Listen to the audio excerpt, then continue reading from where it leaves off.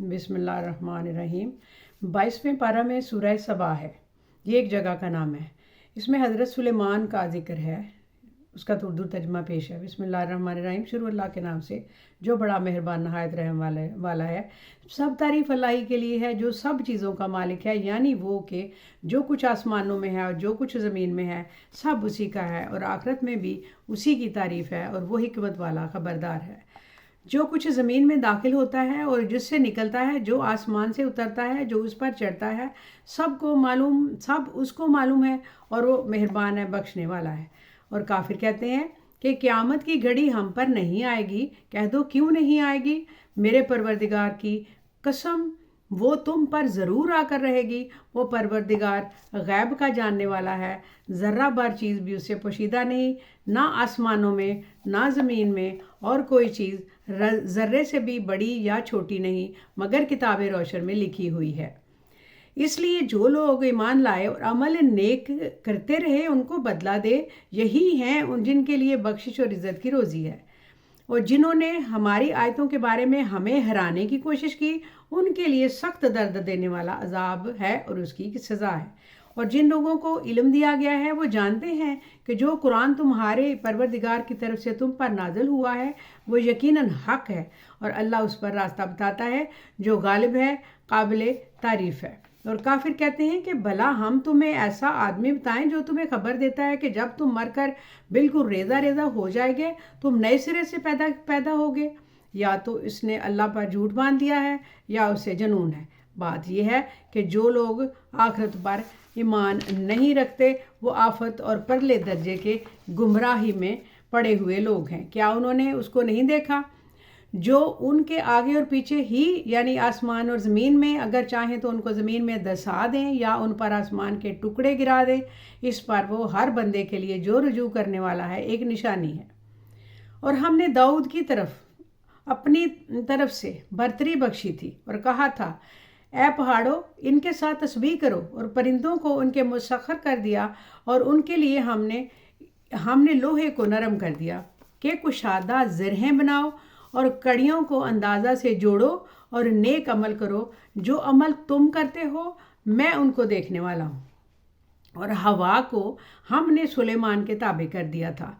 उसकी सुबह की मंजिल 1 महीने की राह होती और शाम की मंजिल भी महीने भर की होती। और इनके लिए हमने तांबे का चश्मा बहा दिया था, और जिन्नों में से ऐसे थे जो उनके परवरदिगार के हुक्म से उनके आगे काम करते थे, और जो कोई इनमें से हमारे हुक्म के खिलाफ करेगा हम उनको जहन्नम का मज़ा चिखाएंगे। वो जो क्या चाहते और उनके लिए बनाते, यानी किले और तस्वीरें और बड़े बड़े लगन जैसे तालाब और देगें जो कि एक ही जगह रखी रहें। ए आले दाऊद शुक्र करते रहो, और मेरे बंदे भी शुक्रगुजार थोड़े हैं। फिर जब हमने उनके लिए मौत का हुक्म सादर किया तो क्या दे चीज़ है जो उनका मरना मालूम ना हुआ, मगर घुन के कीड़े से जो उनके आसा को खाता रहा। फिर जब वो गिर पड़े तब जिन्नों को मालूम हुआ और कहने लगे, अगर वो जानते होते गैब का इल्म क्या है तो जिल्लत की तकलीफ में ना रहते। अहले सबा के लिए उनके वतन में एक निशानी थी, यानी 2 बाग, एक दाहिनी तरफ एक बाईं तरफ। कहा गया कि अपने परवरदिगार का रिज़्क खाओ और इसका शुक्र करो। तुम्हारे यहाँ रहने को ये पाकीज़ा इलाका है, और वहाँ बड़े बख्शिश करने वाले मालिक की जहाँ पर तुम्हारे ऊपर मेहरबानी है। तो उन्होंने शुक्रगुजारी से मुंह फेर लिया। बस हमने उन पर बंद तोड़ डाले, सैलाब छोड़ दिया, और उनके बागों के बदले वो ऐसे दोज़ख दिए जिनके मेवे बदमज़ा थे, और जिनमें कुछ तो झाड़ के पेड़ थे और थोड़ी सी बेरियाँ। ये हमने उनको नाशुक्री की सज़ा दी, और हम सज़ा नाशुक्रे ही को दिया करते हैं। और हमने उनके मुल्क और शाम को इन बस्तियों के दरमियान जिनमें हमने बरकत दी थी एक दूसरे के मुत्तसिल देहात बनाए जो सामने नज़र आते थे, और इनमें आमद और रफ्त का अंदाज़ा मुकर्रर कर दिया था कि रात दिन बेखौफ व ख़तर नज़र आते रहो, चलते रहो। तो उन्होंने दुआ किया, परवरदिगार हमारी मुसाफतों में दूरी पैदा कर दे, और इससे उन्होंने अपने हक़ में जुल्म किया तो हमने उन्हें नाबूद करके दास्तान बना दिया और उन्हें बिल्कुल मुंतशिर कर दिया। और इसमें हर साबिर और शाकिर करने वाले के लिए निशानियां हैं। और शैतान ने उनके बारे में अपना ख्याल सच कर दिखाया कि मोमिनों की एक जमात के सिवा वो इसके पीछे चल पड़े। और اس کا ان پر کچھ زور نہ تھا، مگر ہمارا مقصود یہ تھا کہ جو لوگ آخرت میں شک رکھتے ہیں ان لوگوں کو جو ان پر ایمان رکھتے ہیں ممتاز کر دیں، اور تمہارا پروردگار ہر چیز پر نگہبان ہے۔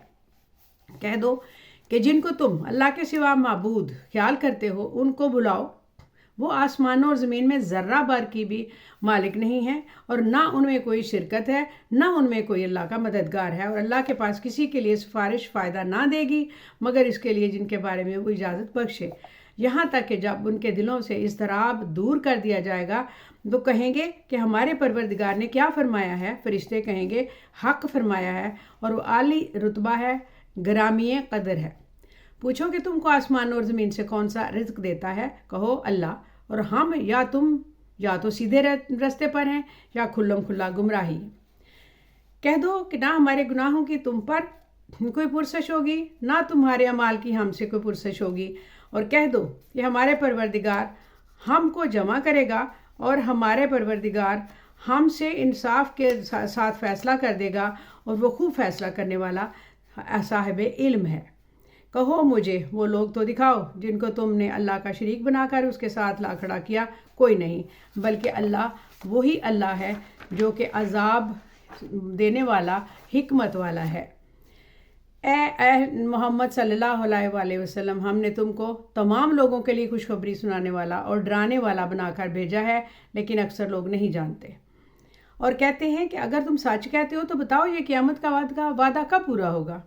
کہہ دو کہ تم سے ایک ایسے دن کا وعدہ ہے جس سے نہ ایک گھڑی پیچھے رہو گے نہ آگے بڑھو گے، اور جو کافر ہیں وہ کہتے ہیں کہ ہم نہ تو اس قرآن کو مانیں گے نہ ان کتابوں کو جو اس سے پہلے کی ہیں، اور کاش ان ظالموں کو تم اس وقت دیکھو جب یہ اپنے پروردگار کے سامنے کھڑے ہوں گے اور ایک دوسرے پر الزام دھر رہے ہوں گے۔ یہ لوگ کمزور سمجھے جاتے تھے، وہ بڑے لوگوں سے کہیں گے کہ اگر تم نہ ہوتے تو ہم ضرور ایمان لے آتے۔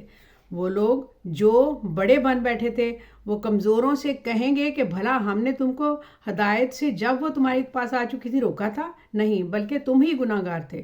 اور کمزور لوگ ان بڑے لوگوں سے کہیں گے نہیں، بلکہ تمہاری رات دن کی چالوں نے ہمیں روک رکھا تھا، جب تم ہم سے کہتے تھے کہ ہم اللہ سے کفر کریں گے، اس کا شریک بنائیں، اور جب وہ عذاب کو دیکھیں گے تو اللہ دل میں پشیمان ہوں گے، اور ہم کافروں کو گردنوں میں توق ڈال دیں گے، اور پس جو اعمال کرتے تھے انہی کا ان کو بدلہ ملے گا۔ اور ہم نے جس بستی میں بھی کوئی ڈرانے والا بھیجا، وہاں کے خوشحال لوگوں نے یہ ضرور کہا کہ تم لوگ جو چیز دے کر بھیجے گئے ہو ہم اس کو نہیں مانیں گے، اور یہ بھی کہنے لگے کہ ہم سب جو بہت سا مال اور اولاد رکھتے ہیں اور ہم کو عذاب نہیں ہوگا۔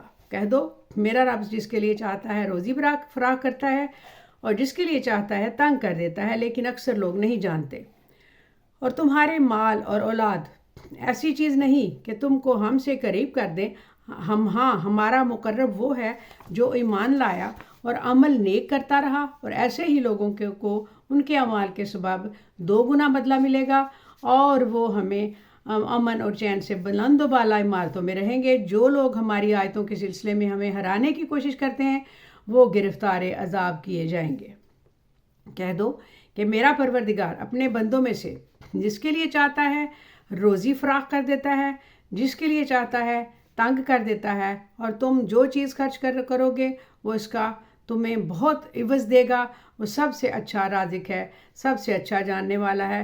اور جس دن وہ ان سب کو جمع کرے گا پھر فرشتوں سے فرمائے گا کیا یہ لوگ تم کو پوجا کرتے تھے؟ وہ کہیں گے تو پاک ہے، تو ہی ہمارا دوست ہے، نہ کہ یہ بلکہ یہ جنات کو پوجا کرتے تھے اور اکثر انہی کو مانتے تھے۔